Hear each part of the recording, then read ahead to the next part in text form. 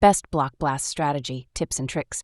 In this video, I'll share the best strategies, tips, and tricks to help you clear blocks faster and keep your game going longer. Stick around till the end for pro-level techniques that will take your skills to the next level. So let's get started.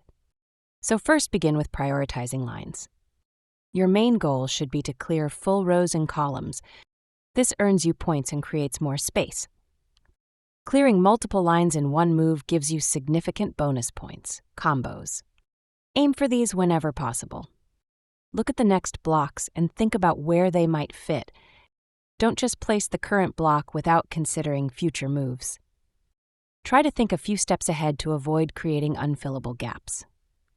Use corners wisely, like starting from the corners can help you build a stable base and keep the center of the grid open for larger pieces. Learn what each power-up does, and use strategically, saving power-ups for tight situations or to clear difficult areas. If possible, combine power-ups for greater effect. Don't waste them. Use power-ups when they'll have a significant impact, not just to clear a single block. Take your time to analyze the board and plan your moves. Rushing can lead to mistakes.